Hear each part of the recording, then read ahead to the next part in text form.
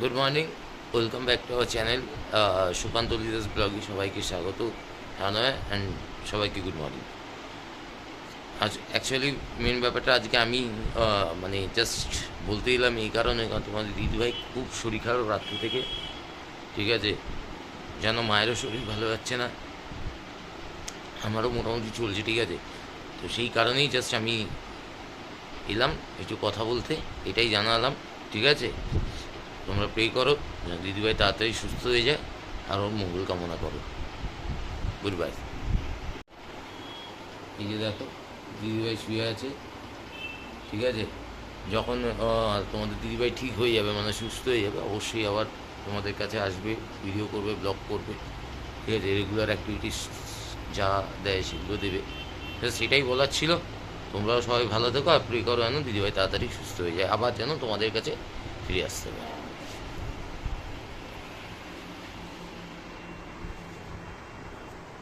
তোমরা প্রে করো যাতে আমি তাড়াতাড়ি সুস্থ হয়ে যেতে পারি। আমার শরীর ভীষণ খারাপ, পরশু দিন থেকেই খারাপ হয়েছে।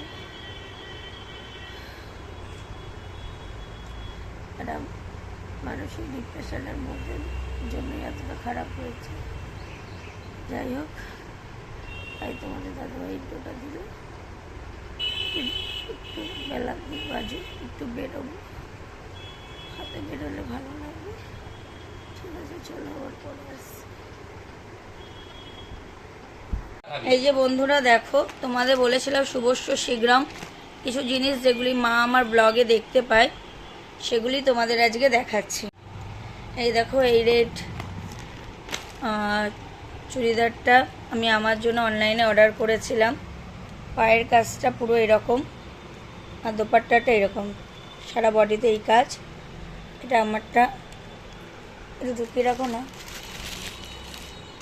আর মায়ের অল ওভার, মাকে এটা আমিই দিয়েছি।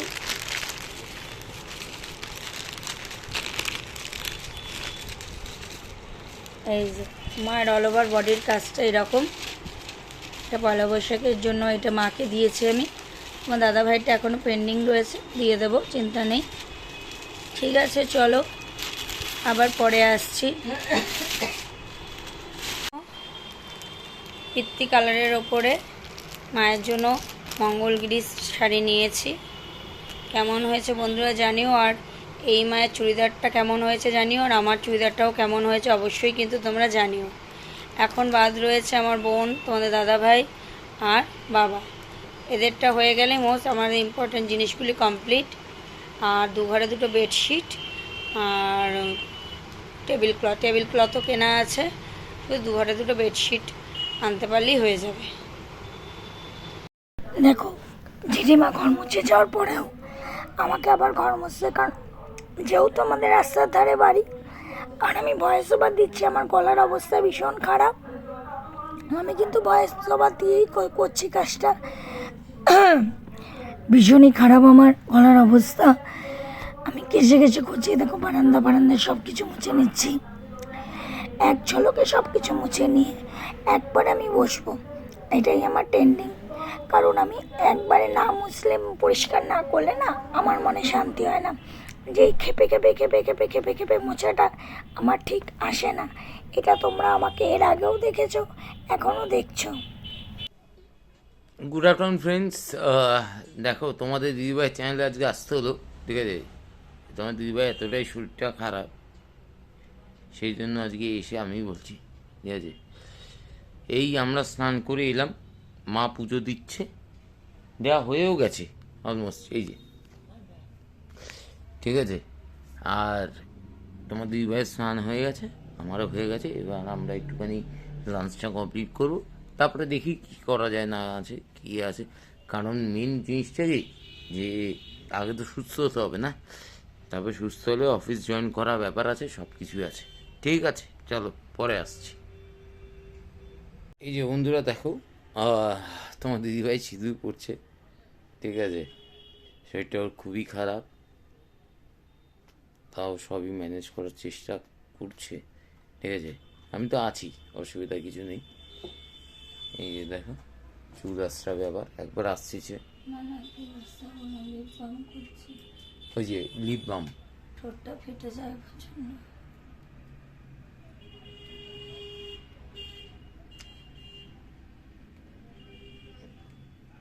তোমরা সবাই বলো যাতে দিদিভাই তাড়াতাড়ি সুস্থ হয়ে যায় আর নতুন ভিডিও তোমাদের সামনে আনতে পারে, ঠিক আছে?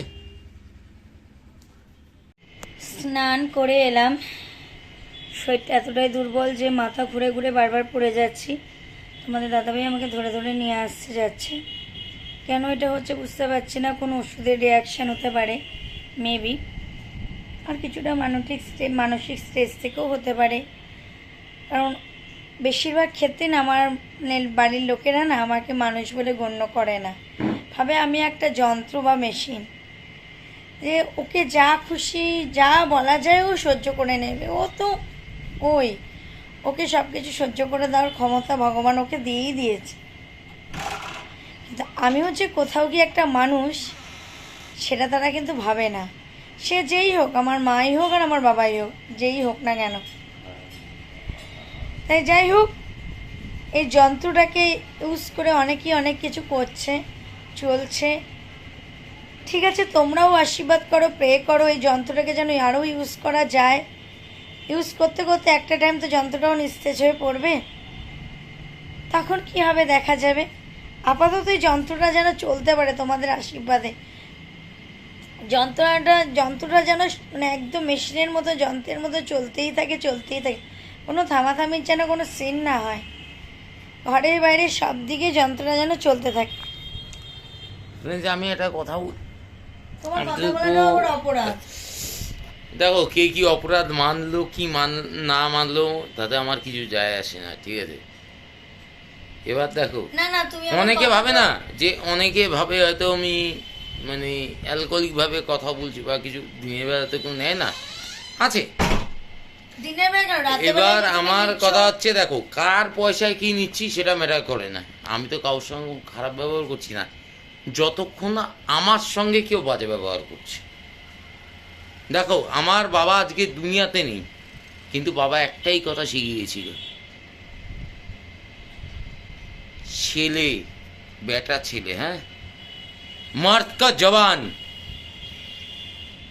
এক কথার 100 কথার ভ্যালু আছে, ঠিক আছে? আমি সেটাই বলতে, আমি কাউকে ছোট বড় কিচ্ছু করি না, আমি আর দরকার নেই। না, তোমার দিদি ভাইয়ের সাথে কথা বলে না। সত্যি কথা বলতে ওকে আমি কথা বলতে দেই না, কেন বলো তো? অনেকেই আমাকে কমেন্টস করছো অ্যালকোহল খাই। আরে বাবা, যে অ্যালকোহল কাছে তোমাদের কাছে মানে প্রুফ আছে যে অ্যালকোহল খেয়ে কথা বলছে কি বলছে না? প্রমাণ তো নেই। তারপরেও তোমরা কেন বিধিকিচ্ছে আমার পিছনে লাগছো? এবার আমি যদি তোমাদের পিছনে লাগি তোমরা বাঁচতে পারবে তো? আমি যদি আদা জল খেয়ে তোমাদের পিছনে পড়ে যাই তোমরা বাঁচতে পারবে তো? এটাই হলো আমার মূল বক্তব্য। তাই আমিও বলি তোমরা তোমাদের নিয়ে ভালো থাকো, আমরা আমাদের নিয়ে ভালো আছি, ব্যাস এটুকুই এনাফ। এখানে আর কোনো কথা বলতে চাইছি না, ঠিক আছে? চলো, এই বাজে মানসিকতার মানুষদের থেকে হাঁটিয়ে তোমরা তোমাদের দিদিভাইকে কিভাবে দেখতে চাও সেটা বলো। সেই আগে দিদিভাইকে দেখতে চাও, কিন্তু আমার শরীরটা একটু সুস্থ হওয়া দরকার, ব্যাস এইটুকুই। সুস্থ হলে তোমরা আবার তোমাদের দিদিভাইকে দেখতে পাবে। গুড ইভিনিং বন্ধুরা। একটা পার্সেল এসছে, কিসের পার্সেল এটা আমি বুঝতে পারছি না। ডেটের যেহেতু অনেকটাই আগে এসছে তাই বোঝা যাচ্ছে না, তাই আগে আনবক্সিং করে নেই, তারপরে তোমাদের সাথে দেখাচ্ছি। ফ্লিপকার্ট থেকে এলো বন্ধুরা এইটা। তোমরা ভাবতেই পারো এই ড্রয়ারটা তো আছেই, হ্যাঁ, তাতে পোষাচ্ছিল না, জিনিসপত্র এতটাই হয়ে গেছিলো পোষাচ্ছিল না, সেই জন্য আবার একটা ড্রয়ার অর্ডার করতে হয়েছে। দেখো এই ড্রয়ারটা কেমন হয়েছে অবশ্যই কিন্তু কমেন্টে জানিও। চলো, এর মধ্যে কী কী, এর মধ্যে বিছানার চাদর রাখবো, সাজিয়ে নিয়ে তোমাদের দেখাচ্ছি। এই দেখো ফুল রুমের ভিডিওটা দেখে নাও একবার। চেয়ারটাকে সরাইনি, চেয়ারটাকে এখানেই রেখে দিয়েছি, যদি কেউ আসে তখন থেকে এখানেই বসতে দিয়ে দেব। আর এইদিকে তো আছেই, দেখতেই পাচ্ছ। ভাবছি এই ফুলদানিটাকে সরিয়ে না এই সাইডটা করে দেব।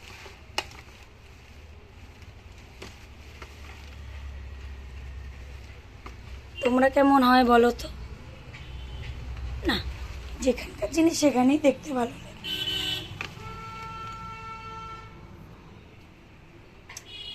ঠিক আছে, ঘরের পুরো লুকটা তোমাদের সাথে শেয়ার করে দিলাম। কেমন হয়েছে অবশ্যই কিন্তু জানি। আর এগুলির মধ্যে না বেডশিটগুলিকে রেখে দিয়েছি, এই যে বেডশিটগুলি আছে এগুলি সব রেখে দিয়েছি।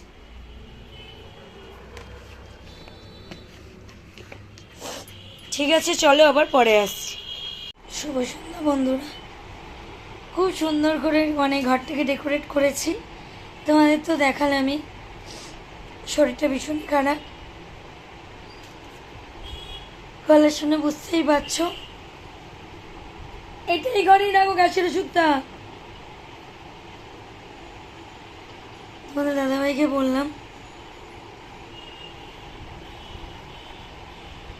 এই তো চলছে, গরমও লাগে।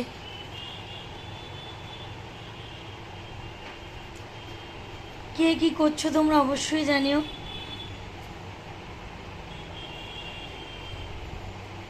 ঠিক আছে, চলো আবার পরে আসো। বন্ধুরা দেখো, জেঠি বাসন মেজে দিয়ে গেছে, আমি সেইগুলিকে র্যাকে তুলে রাখছি। আর কালকে একটা ইন্টারেস্টিং ব্লগ আসতে চলেছে, বাট সেটা কি অবশ্যই কিন্তু তোমরা যতক্ষণ না ব্লগটা পোস্ট করছি ততক্ষণ কিন্তু তোমরা বুঝতে পারবে না। দেখতে থাকো আমি কি করে বাসনের জায়গাগুলি পরিষ্কার করে নিই এক হাতে।